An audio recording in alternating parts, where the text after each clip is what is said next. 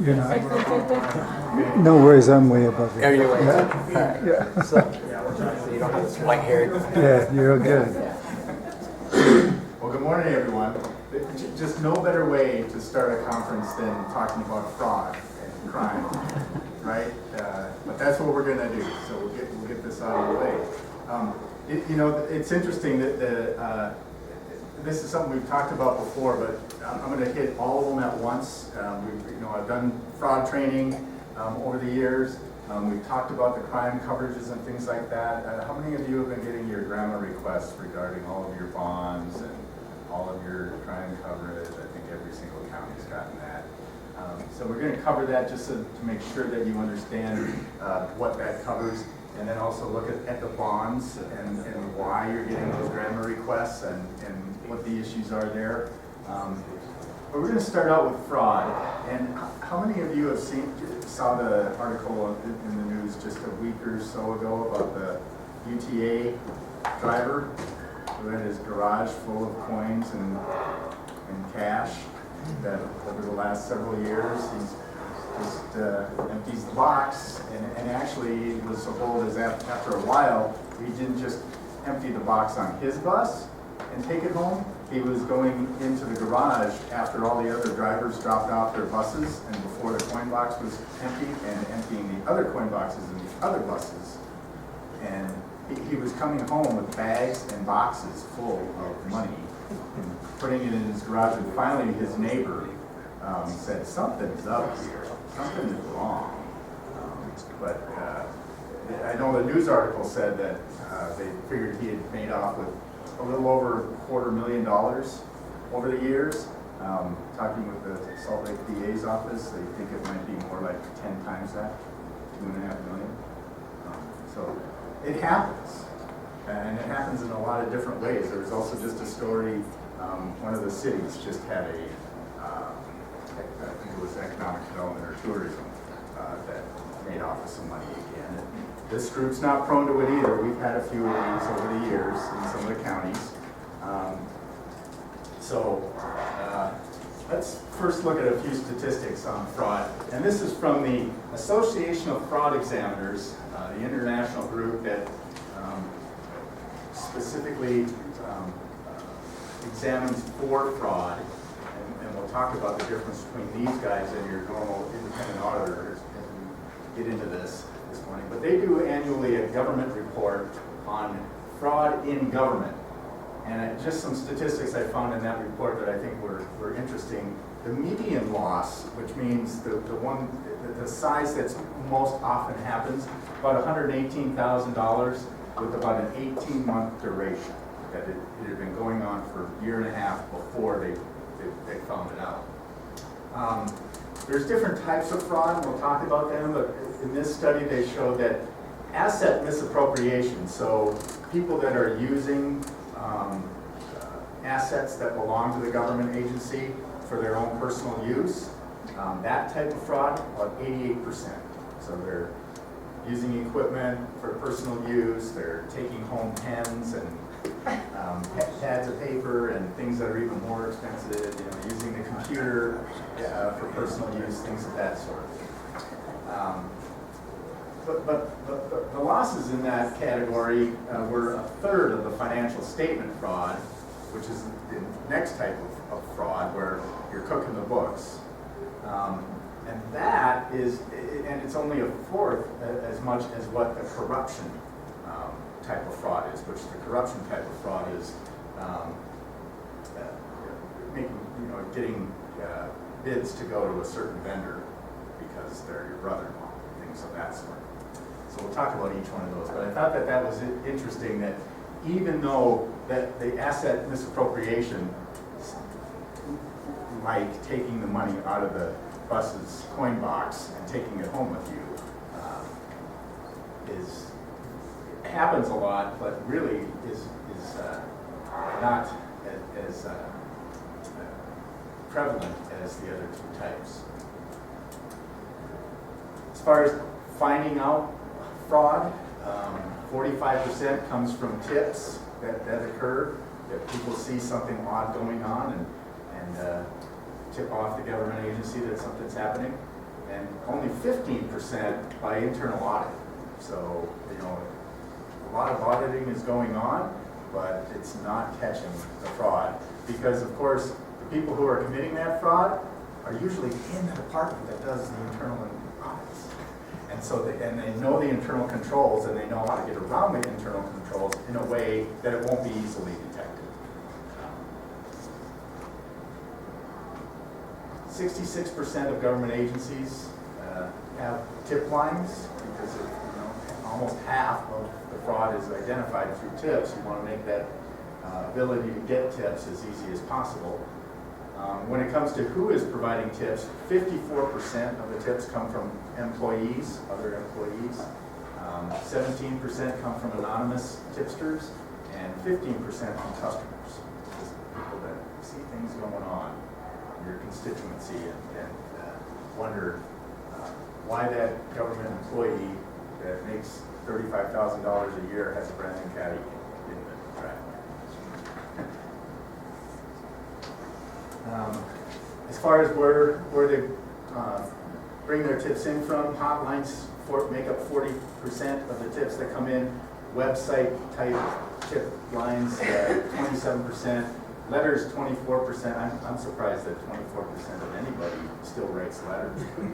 And then 18% email. Is that crazy? Now, of course, these are worldwide statistics too. Some of the worldwide statistics. Most of the data that came from this group was from the continental U.S., but there is some stuff from Europe and things in there. So apparently they still write letters elsewhere in the world. The tips that came in that weren't from hotlines, 40% of those came from supervisors that saw something going on. 21% came from law enforcement, and usually things like, there's law enforcement shows up at this guy's house, and then when they go to search the house, they find all these boxes of coins and dollar bills in the garage, and all of a sudden there's an investigation to where did that all that money come from. And then 13% again from audit. So again, the auditing is not the place that we're catching a lot of the fraud. Thought this was interesting too, as far as the relationship of the size of the government entity to the size of the losses. If you have less than 100 employees, they have the fewest number of cases, but the largest median losses. Why do you think that is? Exactly, yeah. Fewer people looking over their shoulder, fewer people to tip, fewer people involved in, how many have seen All the Queen's Horses? The documentary about the gal that stole $20 million, something like that, from a small 53, town. wasn't it? Yeah, 53, that's right. I think they got back 20 million, I get. But I know we've shown that show to the county attorneys and to some of the auditor groups and stuff.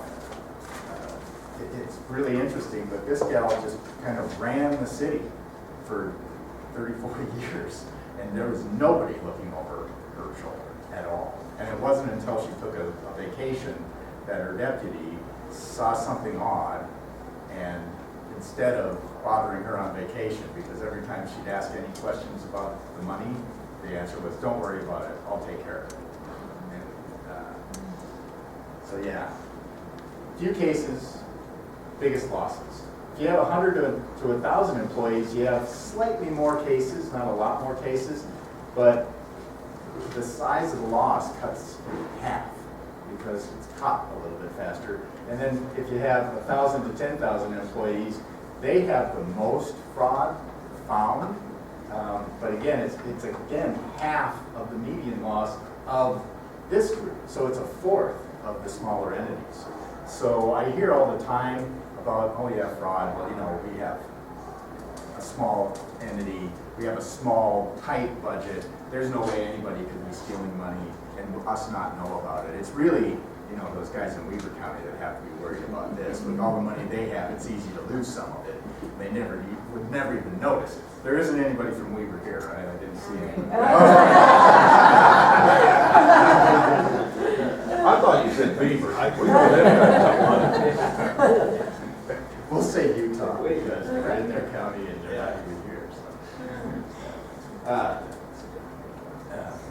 But really, it's you smaller counties that really need to be sensitive to this, from these statistics anyway. All right, so here's James. James is our county bookkeeper. Does anybody suspect this gal of stealing from us? And over again, this is the gal that steals from us. It's amazing. It's always, you talk to the people who, during the investigation, and it's like, I would have never guessed it.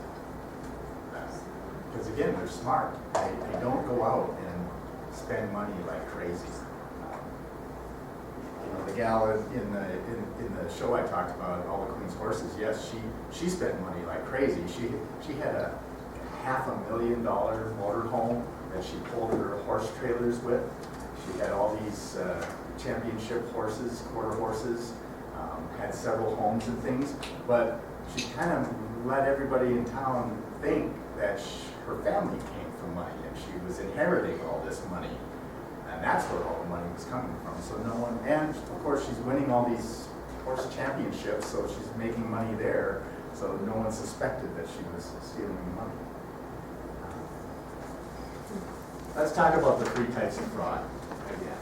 Financial statement fraud, asset misappropriation, which is a transactional type fraud, and then the corruption, which is accepting kickbacks, engaging in conflicts of interest, things of that sort, which we focus on this one if we were in Chicago today, but we see a lot less of that in Utah with all the requirements for the bidding process and procurement procedures and laws and everything.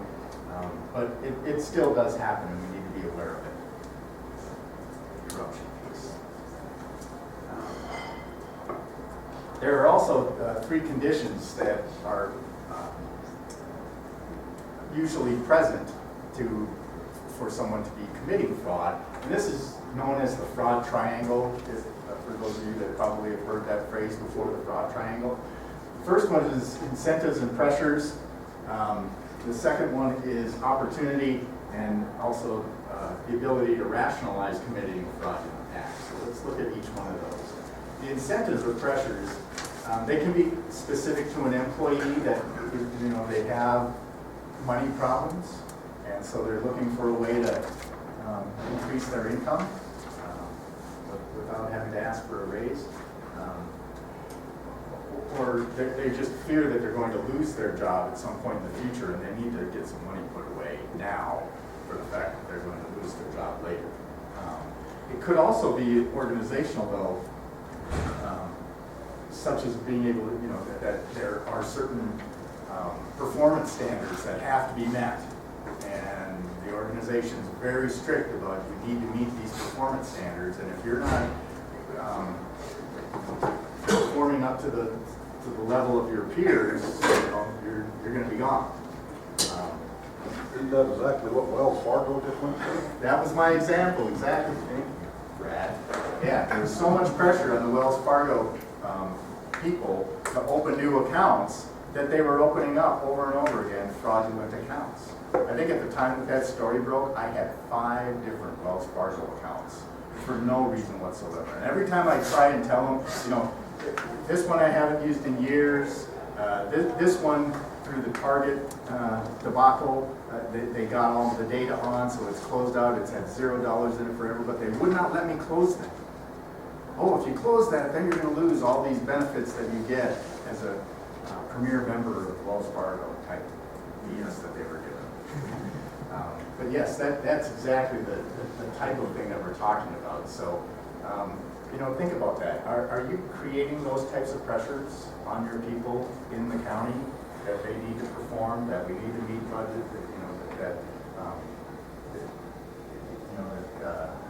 things, are they seeing those types of incentives or pressure from the organization that will put them in a position where they would potentially commit fraud? Opportunity is the next one, and of course, if your internal controls are ineffective, that's going to create that opportunity for them. This is certainly an area that the state auditor has provided, the clerk auditors, a lot of information on how to beef up your internal controls, almost to the point where it's hard to keep up with and even use the internal controls that they've developed, because they, of course, I look at them, and as an organization that has to, has to comply with this, we're a government agency at USIP, so we try and implement all the internal controls that the auditor's office recommends. But with a staff of 5, I mean, I get complaints from counties that have, 10 people in the auditor's office, and they can't do all the things that the state auditor wants them to. And even if you do, implementing all those new internal controls, it's just keeping up with them and organizing them until you've got those internal controls implemented, and it's just daily routine again. That time where you're implementing them is one that's very prone to fraud. So watch that if you are implementing new internal controls. Implementing may identify some fraud that's been going on, but it's also a perfect time for people to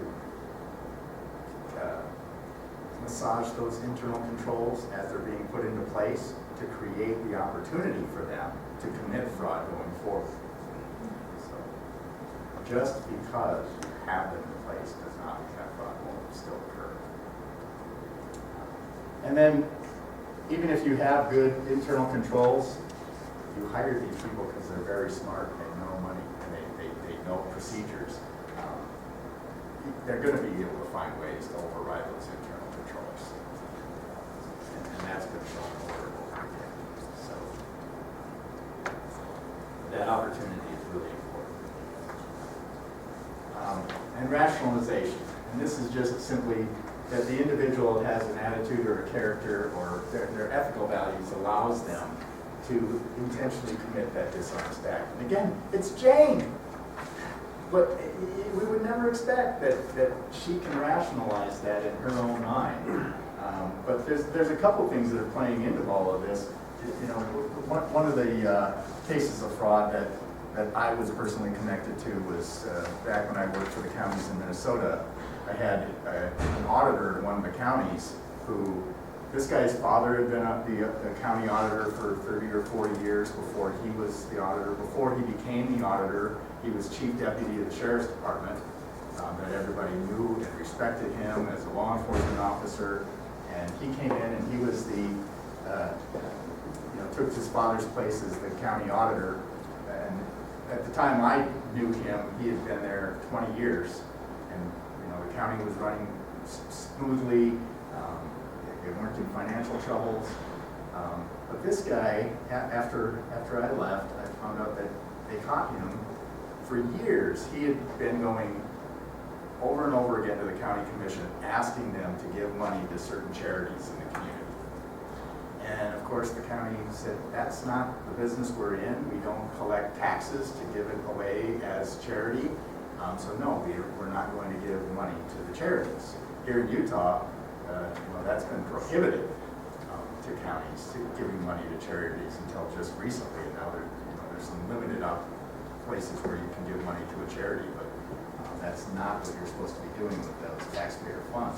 Well, what this auditor was doing was, if the county's not going to do it and take credit for it, I'm going to do it and give it to them anonymously. So yes, he was embezzling large amounts of money from the county, but he was giving it all to charity.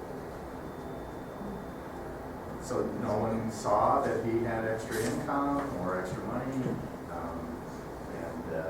but it really came down to someone finally asked the question of how is it that these hundreds of thousands of dollars worth of coats and boots and mittens and things like that show up on the doorstep of the charity every single Christmas? Who is that in our community that is doing that year after year? And that's how they finally kind of tracked back the money and figured out where it was coming from. So his rationalization was, those charities, those kids really need that, and my commissioners don't have the guts to give the money to them or whatever, that I'm going to do it for them. It's necessary. That rationalization, though, can also be a derivative of the tone at the top. And by that I mean, if employees see management doing some questionably ethical things, it's easier for them to rationalize them committing fraud. That, hey, it's just the way things work here. That things are a little loose, and we do things on the fly, and it's not a big deal if we steer certain contracts to our friends. Well, then if I steer some of the money into my bank account instead of the county's bank account, that's okay, because that's just the way things work. So that's another thing to consider is there any of that going on in your county? That you feel that employees at least have the perception that management is not ethical in the way that they manage the county? Because that could be a way that they're rationalizing. Yes. If they're senior elected officials on the front page of the newspaper being questioned about their ethics, they may get that impression even though your management is ethical. That they're being, the allegations are still there. There's some things that we in government have going on that contributes to the ability for people to commit fraud against us. Again, there's this atmosphere of trust. At least there used to be, right? I don't know that's an issue for us at this point in time. It seems like government is not trusted. We're almost down there. We're down there with the politicians and the insurance salesmen. So, but typically, in years past, people felt, well, that's my city, that's my county. They wouldn't be stealing money from us. Which, again, is an opportunity for people to commit fraud because people just naturally trust them. Financial constraints that limit number of personnel. Does anybody have that issue? I know you all do, right? You all would like to have more people, particularly in that money handling area, but it just can't be done. So we're all working with limited personnel to be able to combat the opportunity for fraud. So when you do have that limited personnel and you're unable to, number one, have those different people doing different parts of the process in order to make sure that no one person is invoicing and receiving the checks and depositing the checks, things of that sort. That creates an opportunity for people to commit fraud. Use of volunteers is another area that lots of us use volunteers, right? And you wouldn't think that, well, but not such that they could commit fraud. Well, how many of you do have volunteers that might collect ticket money, fares, receive little tips, your drivers for Meals on Wheels and things like that? I think there's more volunteers out there than we think of that do handle cash from time to time. But it's also that other types of fraud. Those volunteers could very easily be misappropriating funds by, grabbing things out of the storage shed when they have access to it, using the vehicle for personal use when they shouldn't be, things of that sort. That is still fraud. It's just not the type of fraud we read about in the newspaper all the time. But you want to make sure you're protecting those assets because I didn't want to have to say it, but I'm going to use it. HB 163.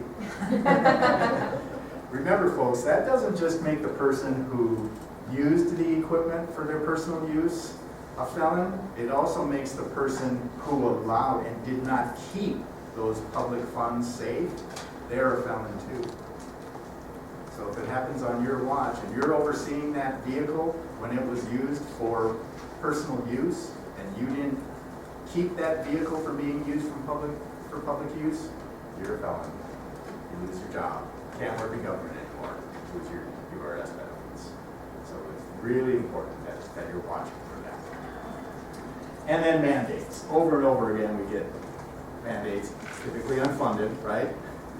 That now you have to do this. And, you know, a lot of the counties see those best practices that the state auditor has been issuing. They send them out more like mandates, don't they? And they really push you to put them in place. But again, I'm not sure that all of those best practices always work in every single county, in every single situation. Really, they need to be adjusted to work for your situation in your county and in each department as well. The other thing I think that they didn't have here, but I see happening is just the delegation and disbursement of that process that, you know, years ago, it all happened in the auditor's office and treasurer's office. If you wanted money to flow through the county, it didn't happen anywhere but those two offices, right? How many now have departments? How many of you have lots of credit cards out there that people have access to? Real hard to manage that and make sure that those are being used properly. And I also just see more and more departments having authorization to authorize payments and make payments that short circuit that process of going through the auditor and treasurer's office. And that certainly does create an opportunity for fraud. You know, I think of the situations that we've had reported to us from counties, and it was that situation, that it was someone that was circumventing having to go through and have the treasurer's office make that payment. That was the best of the ones. And of course you'll hear, that's okay, Jane's a good gal, we can trust her, she would never steal from us, and she has work that we want her getting done, so we're gonna just let her go. I don't want to hear it, that she has to follow all the red tape. As far as responsibility goes, management has to, or should be designing and implementing programs and controls to prevent and detect fraud. Again, you're getting a lot of assistance or at least input from the state auditor on what those things should be doing, or what you can be doing in that area. The auditor is responsible for asking specific questions about fraud in order to understand the risks of material misstatement and to understand what the organization is doing to mitigate those risks. But independent auditors are not responsible to investigate and uncover transactional fraud. They'll ask you a list of fraud questions, and if you say, no, I don't have any real concerns, I'm not seeing anything that would lead me to believe that there's any fraud going on, that's it, they're done.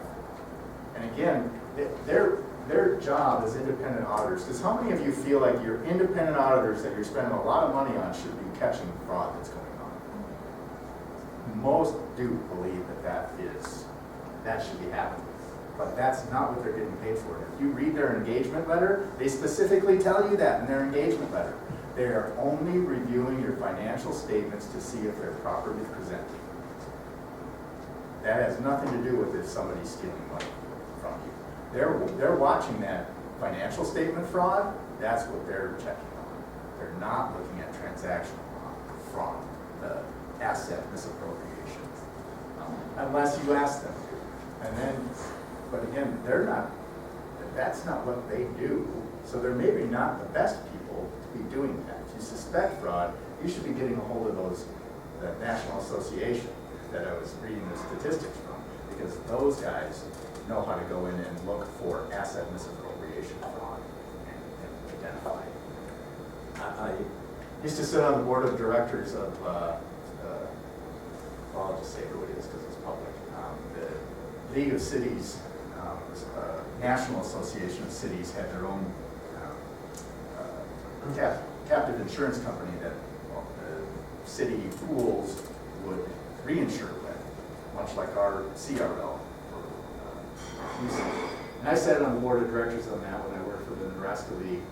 And my second meeting that I went to, first meeting I went to, they had lost their A investment, A rating. We had an 8-hour meeting. What are we going to do now? Second meeting, we find out that one of the brokers that they had been working with for years was collecting all this money to buy a certain layer of reinsurance from this captive insurance company down in Bermuda for the high level of coverage. But when luckily one of the auditors did call that insurance company to get a copy of the policy because he didn't have a current one, and they said, "Who are you? We don't have an insured. The NLC Mutual is not one of our insurers. Who are you talking about?" And found out that this broker had been collecting the money, pocketing it, never buying these policies. And he had a policy from that carrier for another client that he would white out the name and put in the name of NLC Mutual and then give it to the people at the captive. But and I'll tell you, that second board meeting, the board members, these school directors from around the country were just furious that our independent auditors did not catch that. How could it go this long? Because it has been happening for years. And of course they fired the independent auditors. They ended up having the executive director resign because they should have all caught it. And at least I was sitting there saying, no, that's not the independent auditor's fault. That's not what they're paid to look for. But many people think they are. So don't think you're okay just because your audit comes out clean year after year. As far as risk assessment, again, consider your control environment there in your county. Are you implementing good internal controls? Are you segregating duties? Are you having people take required longer-term vacations so someone else comes in? I mean, that's another big signal. I mean, one of the things when people say, we just want to know if we're doing things that we should be doing to keep fraud from happening in our county, what I usually do is send them the long-form application for crime coverage, because they're going to ask you questions that tell you whether or not you're doing things. Like, do you require people in the auditor's office to take a mandatory 2-week vacation where someone else does their job during that 2 weeks? They don't. The stuff doesn't just sit on their desk and wait for them to get back. Somebody else does it. That's where you catch fraud. And again, all the questions that they ask there will give you good indications of whether or not your procedures are create a good control environment. And whether or not your current procedures are up to date. And again, if I'm not one to say implement all the best practices that the state auditor's office has recommended, but you should be going through them and looking at them and saying, does this fit our county? Is this something we can be doing in our county? And then monitor those controls and make sure that you put those procedures in place, but are people really actually following them? If you're hearing all types of things that, yeah, I know, but we can't do that all the time.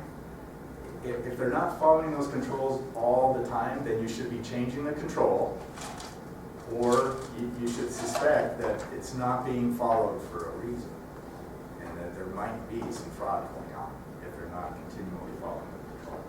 Because if especially for you auditors in the room, if you're in charge of putting those controls in place, and you have them on paper that these are the controls that we have in place to make sure that things are working well, and then somebody steals money, whose head do you think gets lopped off? So make sure, again, if they're not following the controls that you put in place, change them, or make sure they're being followed. But don't just let every now and then we don't follow it. That shouldn't be the case. Compare your actual performance to budgets or other expectations is a good way of determining whether or not you've got fraud going on.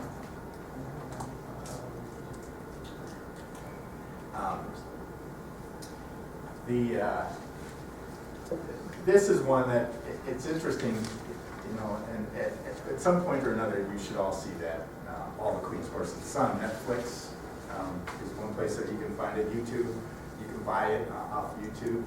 or I have a copy of it as well if you want to show it at your county to your staff.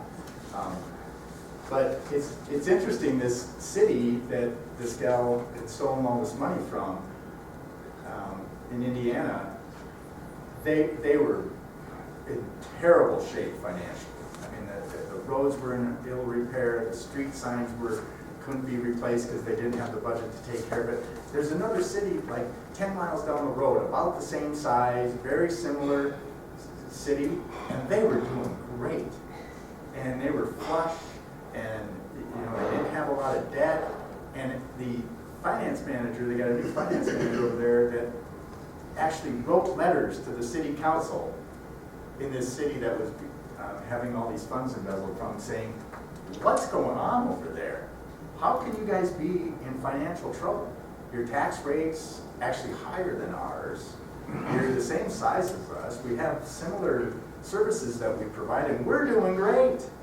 And you guys are sitting there, you're in debt, year after year, you can't meet your budget. What's happening? And of course, council, I think they just took it as who are you to tell us that we're not doing a good job, so they ignored it. But had they been watching that closer, they, and answered that question for themselves, why is it that we're not doing well? They would have caught that a lot sooner. Look at your information processing controls, and of course, we're using the computers more and more, right? And so we really need to watch those processing controls and make sure that people aren't messing with the systems in a way that will hide the fraud. Physical safeguards that limit access to assets and records. Again, often find out that records are missing or records are being kept at the person's home when fraud is gone. I mean, if that's the answer, that hey, I need the reconciliations on those accounts for last year. Oh, I've got them in my group. I took those home to work on them, so I'll have to bring them back in. That's a huge red flag. Those records shouldn't be making their way to people's homes, or if they're just simply missing. So make sure that you're doing that as well, keeping those records locked down. And then again, the segregation of duties, that you should have enough people that you segregate those duties out and make sure that you don't have one person doing enough of the process that it can't be found out. And again, when people do take time off, to not just let the stuff pile up on their desk and to actually have somebody else go in and do that work, even if it's for a couple of days, will really show whether or not that segregation of duties is working or not. All right. As far as monitoring your fraud risk, you can do some separate evaluations or ongoing monitoring. How many of you send out a survey from time to time to employees with questions that would solicit whether or not there might be some fraud going on? But it could be something that would be worthwhile, right? There's lots of that kind of stuff on the internet. We could probably get things like that from our bond carrier, crime coverage carrier. But again, employees trust their co-employees most of the time and don't want to think that one of their co-employees is stealing money from the county. Or maybe they don't care that they're stealing money from the county. But when you put it to them straight and direct, hey, are you seeing anything going on that you question why that is happening the way it is better than just hoping that they would come to you if they saw something.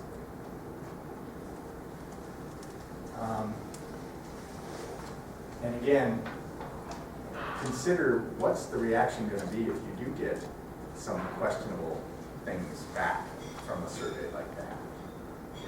In your county, would something be done about it, or would you be like the city that got the letter from the neighboring city and just say, who are they to tell us? Nothing's going on. And we sure don't want anything to be, we don't want it in the newspaper at this point in time that anything's going on, so we're just gonna bury our head in the sand. That cannot be the position that we take.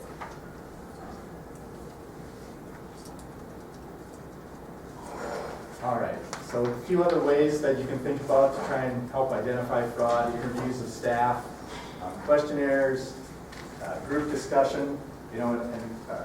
I've been going out, I've been doing the ethics training in a lot of your counties, and that's a great opportunity to just tag on to the ethics with these questions about fraud and have that discussion with employees about, here are the things that you should be kind of keeping your eye open for.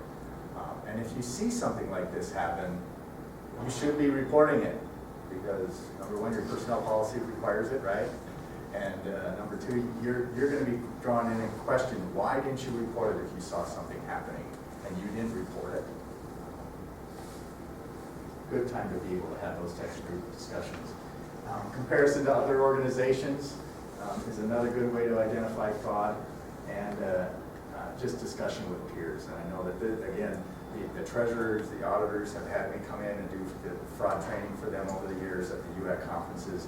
And for them in those groups to be discussing where they've seen it, examples of where it's happened, and some of the things that they're concerned about that could prevent fraud, is a great thing to do.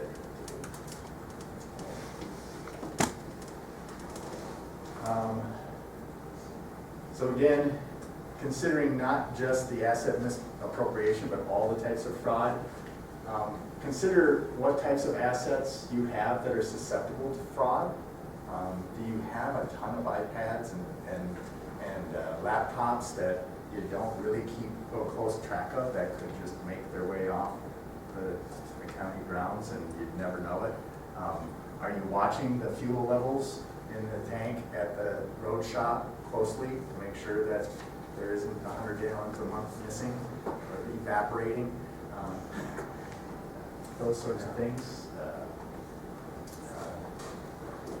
What revenues are susceptible to fraud? I mean, the standard general fund, those, again, most of that money is running right through the proper process, and all the checks are getting written out of the treasurer's office.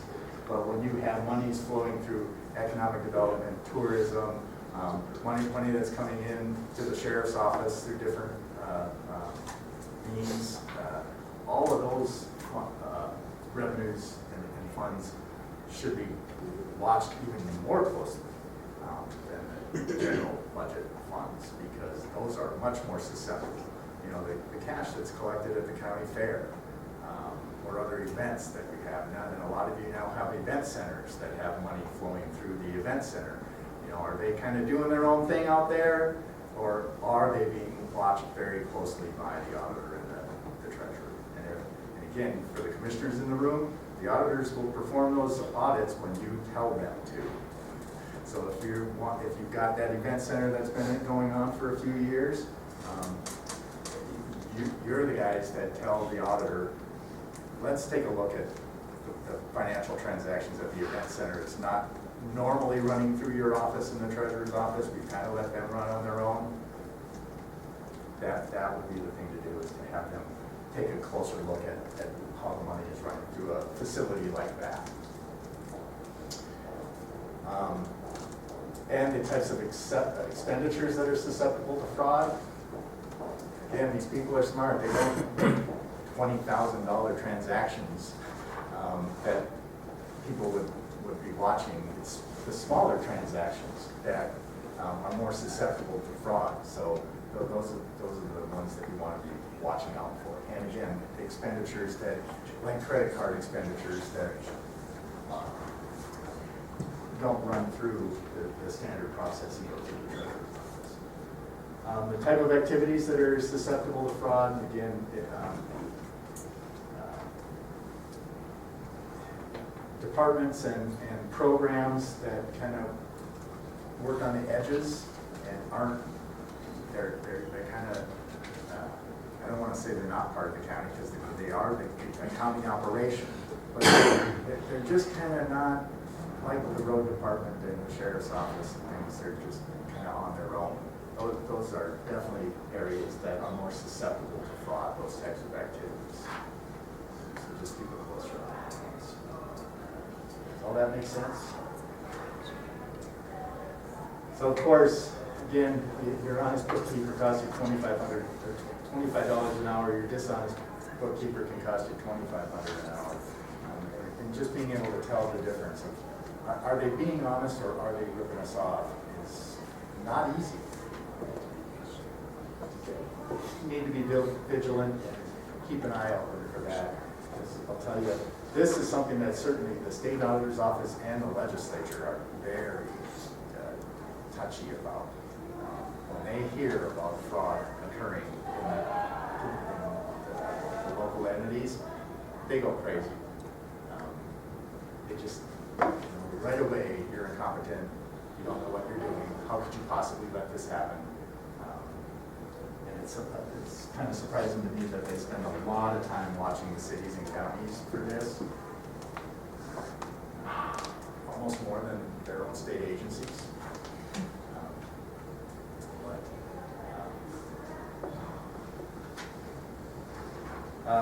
So let's talk about the crime coverage that protects you from this. Any questions on fraud before we leave fraud? So with the three types of fraud, you got the, like we talked about, financial statement fraud that you're cooking the books, asset misappropriation, you're stealing money or misuse of the property, and corruption. The crime coverage focuses in on this asset misappropriation, that somebody's embezzling funds from the county. That's the primary purpose of the crime coverage. The crime coverage covers, they refer to it as employee dishonesty or faithful performance is the way that they refer to somebody that's embezzling funds from you. It also covers forgery or alteration if somebody forges a check or alters your check that the county sent. They put a decimal point in a different spot.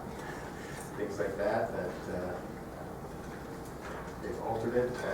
The crime coverage that you have in place will cover that. It also covers theft and robbery inside and outside the premises. So if they come into the courthouse and steal funds, or if you got cash at the road shop for some reason, petty cash account, and they steal that from inside the premises, that's covered. But also on deposits on their way to the bank, if the person that is making that deposit is robbed or it's stolen out of their car while they stop at the drugstore quick on their way to the bank, that's also covered by the crime coverage. Computer fraud is also covered under the crime coverage. So if people are using the system in order to siphon money off, that's also covered under the crime coverage. And funds transfer fraud and impersonation fraud is another area that's covered under the crime coverage. And luckily, this impersonation fraud, it's interesting. Our crime carrier that we use, because in this area, the way that we do this is we buy one policy that covers all of the counties for crime. And that policy has a $250,000 deductible. Steve, do you want to pay the $250,000 deductible? So USIP covers the $250,000 deductible on that crime policy. And we provide whatever this policy provides you, and it's very broad. The USIP coverage covers it as well, and we pay that $250,000 deductible. Per event or Per occurrence. Per occurrence, yeah. So one person has stolen $5 million over the last 20 years. We got $5 million because we had $2.5 million was the limit that we had on this coverage up until a year or so ago, because we set that amount under the Money Management Act. It requires the treasurer in any county to have a bond or crime coverage equal to 2% of all the funds that they touch, all the funds that they control. And so over the years, we looked at that, and the direction that the state auditor's office was giving was That's 2% of your budgeted expenditures. So take county expenditures, and we took that right off the state website, what the county was reporting as expenditures, 2% of it, and the largest county in the group, what's 2% of theirs? $2.5 million was enough to cover the largest county in the state, so all the rest of you benefited from having that $2.5 million, even though Paiute County does not need $2.5 million, right? But last year, someone asked the question, well, wait a minute, the treasurer touches a whole lot more money than just what's in the county's budget. Shouldn't it be 2% of all the money that they touch? And I contacted the state auditor's office, confirmed that their recommendation was still look at the budget, look at the county's expenditures on their budget, okay? But I figured I'd just cover my base, and I'd go right to the source and talk to the Money Management Council about that, make sure that our crime coverage was adequate. When the Money Management Council took a look at it, and they had 2 county people and 1 city person on there, and then a bunch of bankers, and the state treasurer, they looked at it and they read the language in their rule very clearly, and they said, nope, it says all money that they touch at all, even money that's put in, not escrow accounts, what's the term? Tax trust. Tax trust. Yeah, tax trust. So now it's 2% of not just the county's budget, it's 2% of all the tax that comes to the treasurer, including all the tax money for the cities, the special service districts, the school districts, all of that. When they told us, no, that's the way we're reading our rule from here on out, even though the state auditor has been telling you different for years, we're okay with what's been happening in the past, but going forward, it needs to be 2% of that number. So we increased that from $2.5 million to $10 million. So now we have another policy over the $2.5 million to get you all up to $10 million. So you have $10 million per occurrence for crime coverage going forward. Okay. So that gives you a little bit more time to find that fraud that you're hopefully have adequate coverage for that. But it was interesting that crime carrier that we buy that policy from, a few years back, rates were going down. We were seeing some rate relief, and of course, the insurance industry really doesn't like to lose premiums. So when they have rate reductions, from a competitive standpoint, they'd rather give you something other than just all rate relief. So our carrier did a rate reduction, but they also threw in $100,000 worth of impersonation fraud that wasn't covered before, because our crime policy says if you knowingly and intentionally part with your money, we don't cover it. So if somebody fools you into paying them that you shouldn't have had to pay, it's not covered under the crime. That's your problem, that you got tricked. But impersonation fraud now brings that back. And just a few months after that policy went into place, and I'm sure you've all heard about this, all the treasurers in this state got this email that looked like it was from one of their commissioners saying, you need to pay this right away, transfer this money into this account. It was some state contractors that we had do some audit work for us, and the state needs this bill paid right away, so transfer these funds. Most of the counties, the firewalls caught that it wasn't really coming from the commissioner. Several of them it did go through, and the treasurers double checked with the commissioner saying, I gotta see the invoice before I actually pay this, and it needs to go through the auditor's office too. But there were a couple counties that trusted their commissioner, didn't want to upset their commissioner, and just transferred the money. And it was small amounts, luckily. And like I say, our carrier had just thrown that coverage in, so we were able to cover every one of those claims. Bill? So Johnny, just last, I guess it was 2 weeks ago, my clerk got an email from me, and my treasurer got an email from me, and also my recorder got an email from me, all requesting that I immediately contact them back by email, immediately, that it was something really important.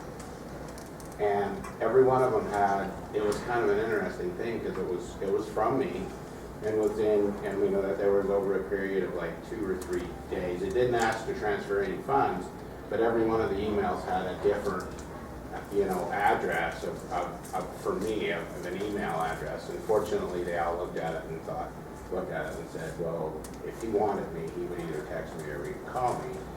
So it was a fishing expedition, I guess, either for them to email that, so it's hard to understand what they were trying to do, but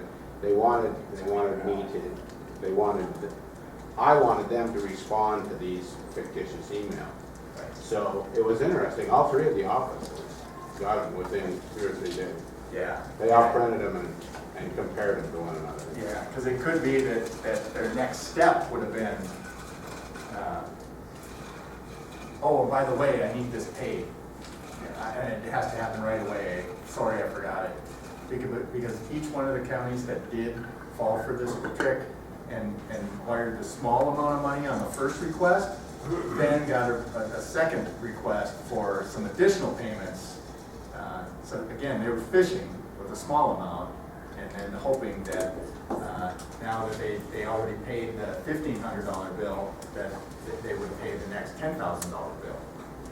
So watch for that. But it could also, that could also just be that they're trying to get in, that they're going to click on a respond button that actually downloads a virus into the system. So that's another way that they could get into the treasurer's or auditor's systems to be able to start phoning invoices and things like that. The other thing that the crime coverage covers is money orders and counterfeit money. So if you do end up getting some counterfeit money into the county, that's covered under crime coverage as well. Okay, so that's the crime coverage. Again, primarily that's going to cover money lost, because money is not considered property under the property law. If we lose money, that's not covered there, so that's why we have the crime in place. Now, again, most of you know that over the years, the statute has required bonds be in place.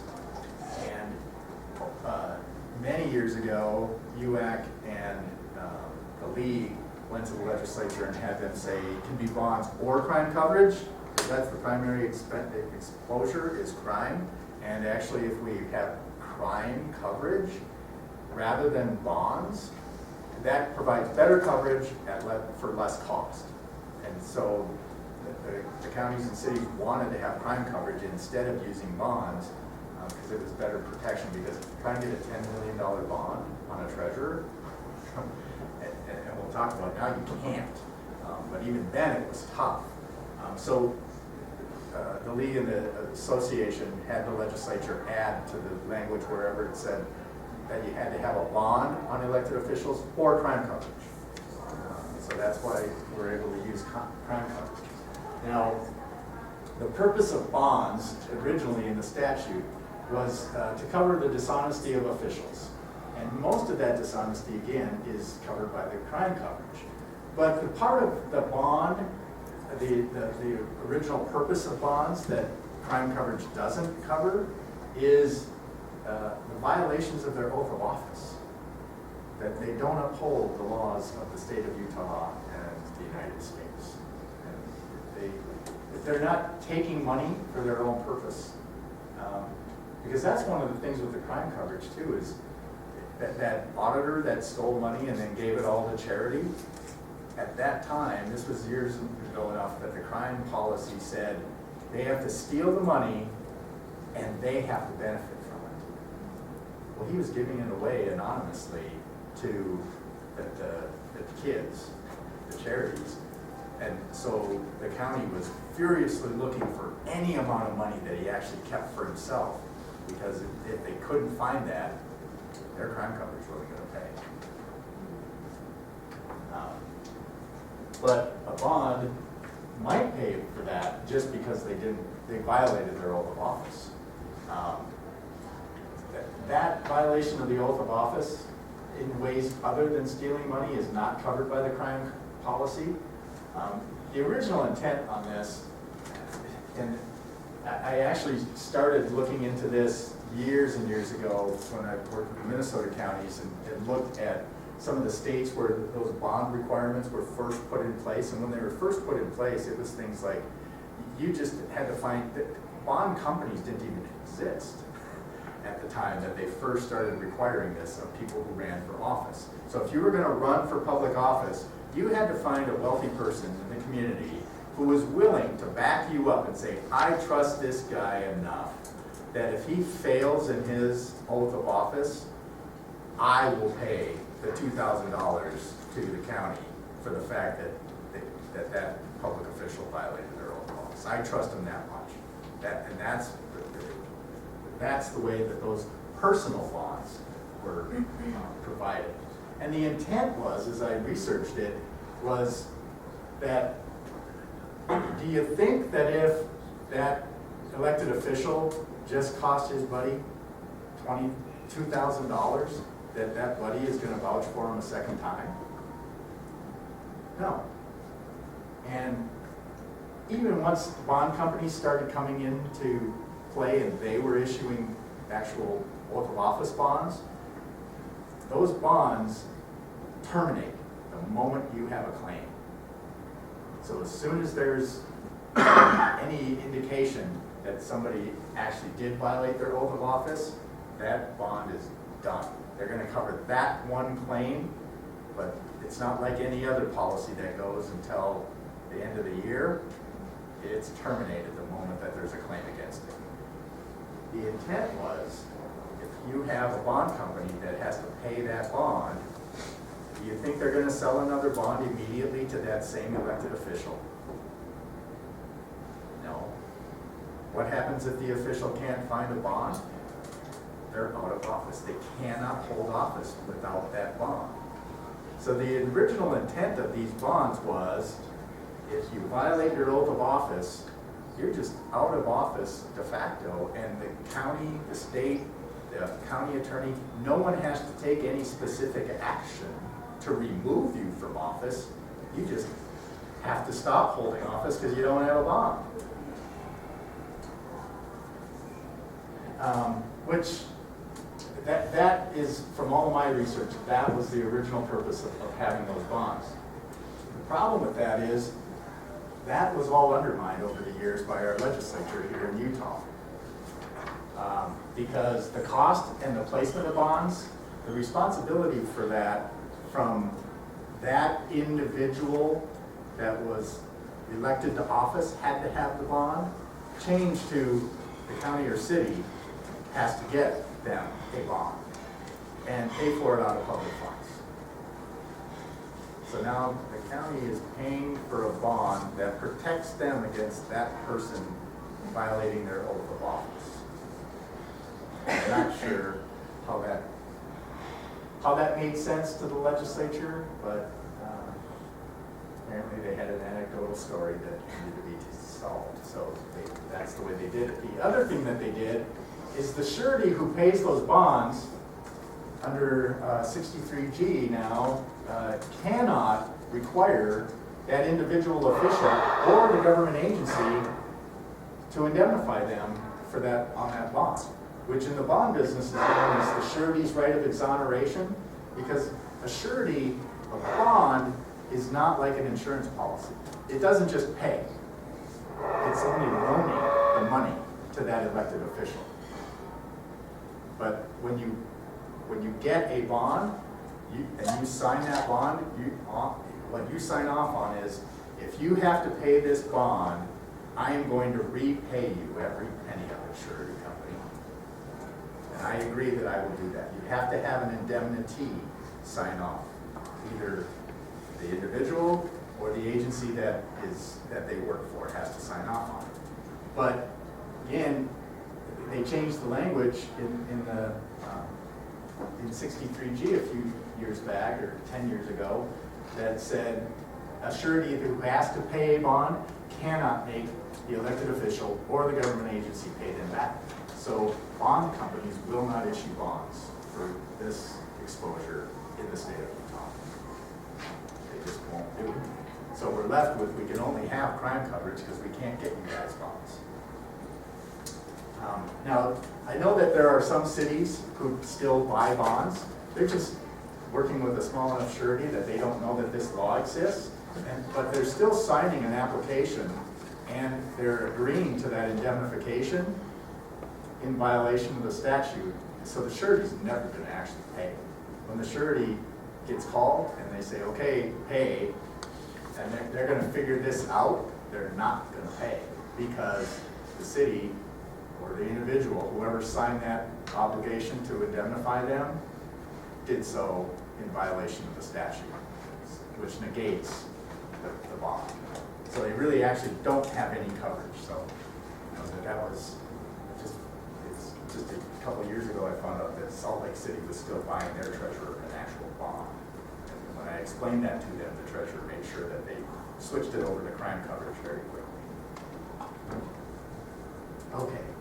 Because in this bond relationship, there's three parties to that relationship. There's the surety, the person who says, yep, I trust this person enough that if they do something wrong, I will pay. The principal, who is the person that they're saying that about, that's the person that says, I'm going to do this job and I'm going to do it well. And then there's the obligee, the person they're doing the job for that person. And because you know, we deal regularly with contractors' bonds, right? Performance bonds with different service providers and contractors that if they don't do the work that they're supposed to do for you, then the surety will pay for the fact that they didn't do the job, or they'll get the work done. And again, that relationship is that the surety will pay the obligee, but the principal will have to pay back the surety. And that the other reason that we really can't get bonds in Utah is, Terry, if we have a $10 million bond for Daggett County, you have $10 million in personal assets. And that's what the surety's going to want to see. That if you're agreeing to pay them back, that you actually have the financial ability to pay them back. So the personal finances of every treasurer would have to be given to these surety carriers and they would decide whether or not that individual has assets adequate enough that they're even going to issue a bond. They're sure not going to issue them for $10 million. All right. So the statute still requires that the governing body of all public agencies set the amounts of bonds or crime insurance for these elected officials, and this is out of the county code. So you need these bonds or crime insurance on all commissioner council members, the executive if you have one, the clerk, auditor, sheriff, attorney, recorder, assessor, surveyor, justice court judge, constable, really can't count one, and treasurer, and if you decide to, every deputy of each of those. Now, the way that we take care of that is our crime coverage covers all employees and officials of the county. All employees and officials of the county. So we've got all of these people covered. But I recently sent out to when you all got those requests, grammar requests, please send me the oaths of office for every single official in the county, as well as the bond that covers those oaths of office for every single elected official. And the person making that grammar request said, hey, look at this statute. You have to, I want to know, what did your governing body set as the amounts for the bonds on all of those people? And a lot of the counties said, oh, no, I can't find that anywhere. I don't know that we've ever done that. And some of them that had the amounts were ridiculously low, like $500, or they were ridiculously high. So I sent out a sample to all the, biggest sense to auditors and county attorneys, a sample of how to set these. And my recommendation is set them at low amounts, you know that you have the 10 million available for crime coverage. Don't say 10 million here. But set them at a couple $1,000 seems to be the range that most set these for, with the exception of the treasurer, where that you just say that that'll be in compliance with the Money Management Act. And then you're covered for that. And any request for how are you covering that, you respond by giving them crime coverage from your city.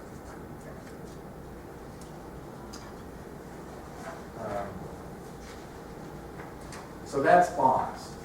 We all know and understand bonds now. All right. This is why I was first, is because from here on out, it's got to get more exciting, right? I hope so. Okay, so last of all, we talked a lot about the fraud and the fact that fraud tips are the biggest area that fraud is detected by, and tip lines were one of the top ways that those tips come in. Some of you have already had been slapped by the state auditor that why don't you have a fraud tip line in place in your county? They're highly recommending that. I find it funny that they push it so hard when they just barely got theirs put in place. So as soon as they had theirs in place, then they started going on telling counties you're horrible if you don't have one of these put in place. So right after they started getting pressure from the state auditor's office to put them in place, the auditors asked me to come in and talk to them about how do you set up a fraud tip line, what types of things should we be thinking about in setting up a tip line. So year before last, at UAC, I did that presentation to the auditors, and what I told them was, there's a lot that goes into this. A lot that goes into this. And the process of what you do with those tips after you get them, things like that, you need procedures in place. So this is no small feat, and for you all to be doing it in every single individual county might not even be the best way to do it, because do you think people are comfortable doing a tip on the county? Certainly not on the county website, right? Do you think they figure it's anonymous if they go on the county website? And they don't think that's anonymous. Do you think they think it's anonymous if they're calling a phone number in the county and it's the county's tip line? So what the auditors asked is, can we do a statewide one so that it's not an individual county tip line, it's a statewide tip line? The treasurers then at the next UAC conference asked me to do the same thing for them, and they agreed too, that we would prefer that we have one tip line that all the counties can utilize. So I've discussed that with my board and with UAC, and I've now negotiated a statewide hotline that my board will look at tomorrow at their board meeting, that all the counties can use. So the tips will come into the statewide hotline, and then at USIP we will have policies put in place with the different counties as far as who in your county do we send tips about your county to.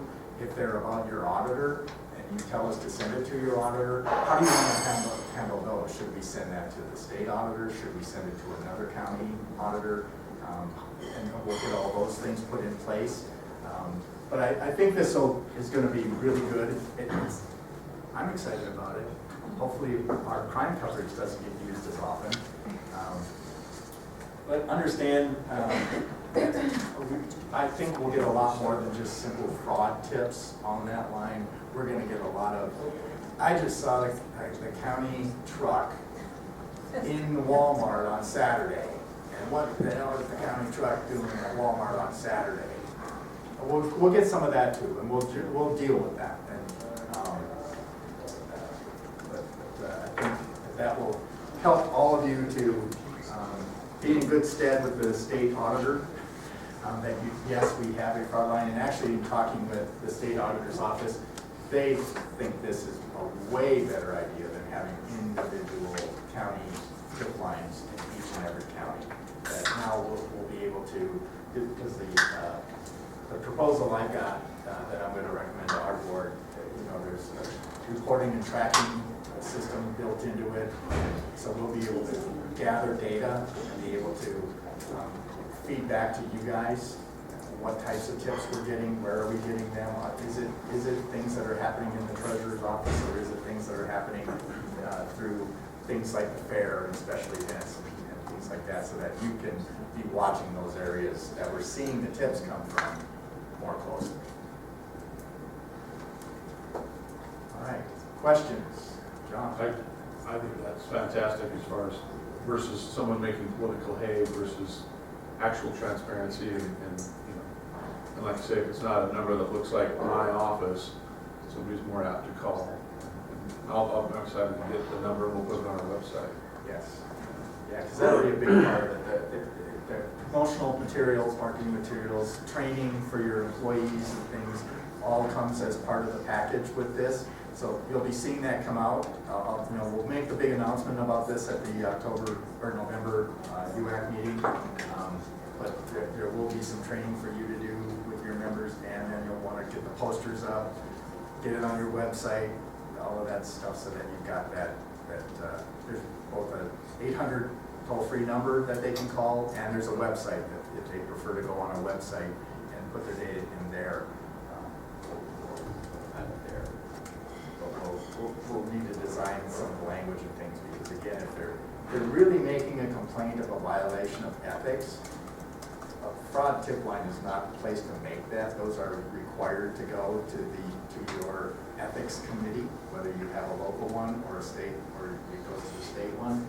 So we'll have to put some of that information into the response, make sure that the callers are making them aware of that. But yes, you can give us that information, but we can't do anything with it. It has to go to the state commission for ethics. Other questions? All right.